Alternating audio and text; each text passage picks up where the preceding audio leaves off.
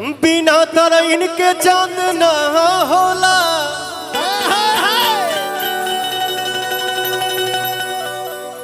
Hello sound वाले भाई साहब, थोड़ा सा लेवल जो है वो थोड़ा बरकरार रखिएगा। बिना तर इनके चांद ना होला,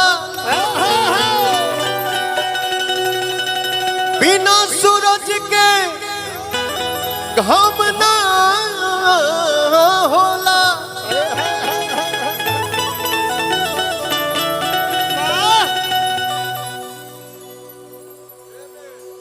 इशारा करो था वो भैया,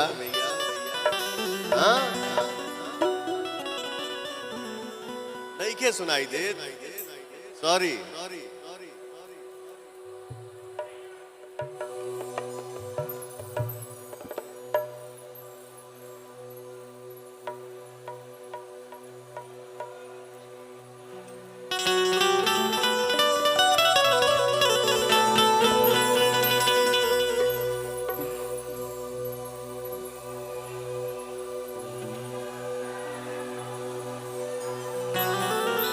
बिना तर इनके चांद ना होला,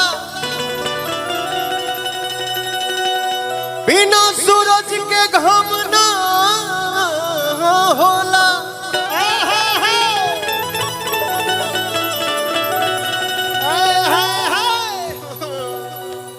अब प्रेमी भला ही पुरान हो जाले बाकी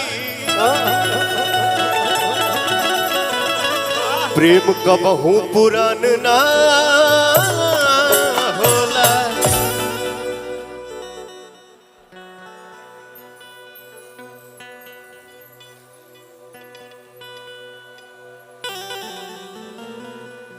विभांशु जी के बा हमरे साथे, आइए प्रभु।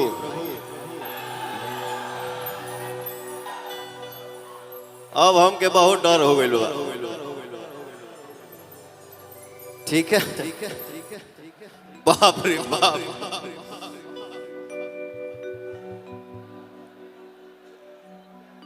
एक पत्नी अपने पति से कुछ शिकायत कर रही है।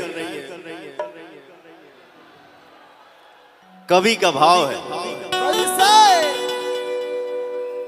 कि हम देखिले रोजे इहे गौर से राउर चक्कर चलाता केहू और से। रोज करते हैं क्या सब मुझे है पता, आप ही बोलिए क्या ये बात सही है?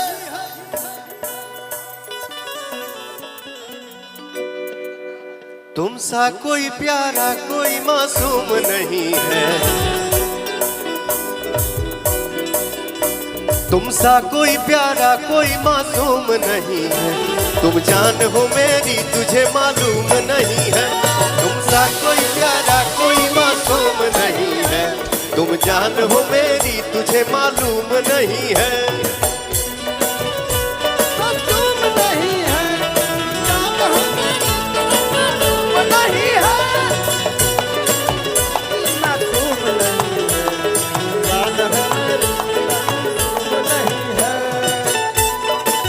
आगे गइल दर्द दिल के बढ़ा के गइल, आइल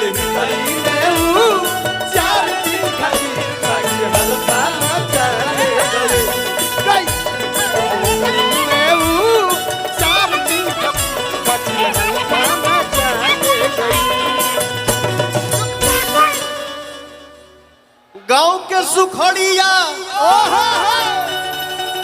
के रही उसहाली, देखे में भोला बाकी बड़की खिलाड़ी।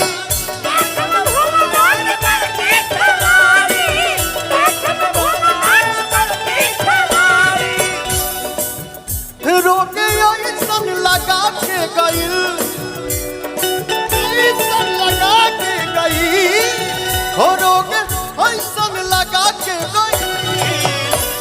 आइल हितई में ऊ 4 दिन खातिर बाकी हलफा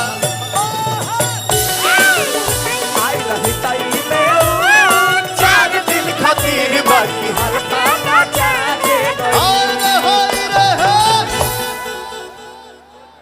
डेली राउर आना जाना लागल रहता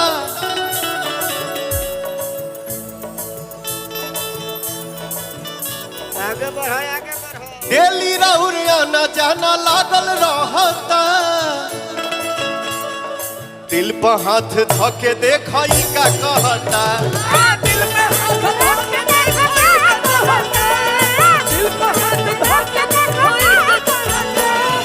डेली राउर आना जाना लागल रहता दिल पर हाथ धके देखई का कहता हाथ धर के देखो का कहता दिल पर हाथ धर के देखो का कहता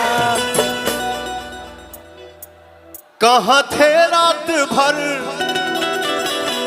सब मुझे है खबर कहाँ थे रात भर सब मुझे है खबर कौन है जो ये जादू चला रही है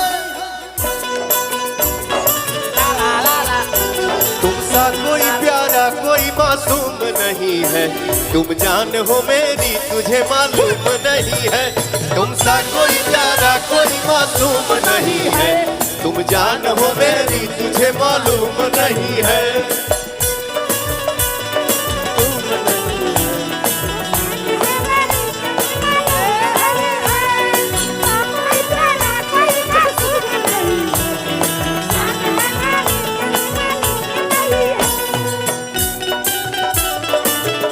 मीठ खाइल मानव घरी हमारा तो तीत मीठ खाइल मानव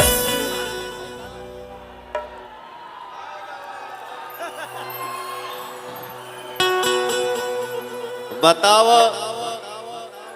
हम मना करनी है ये मत छीटा है करा के आखिर छिटिए दिला पूरा पूरा मंच पे भर दिए ना भैया हमको आपको हमसे कोई दुश्मनी तो नहीं है भैया हमके डर हो गए मर्दे मत फेंका ये सब अभी कुछ देर पहले आग निकलला ना खाली धुआं फेंका हुआ है ठीक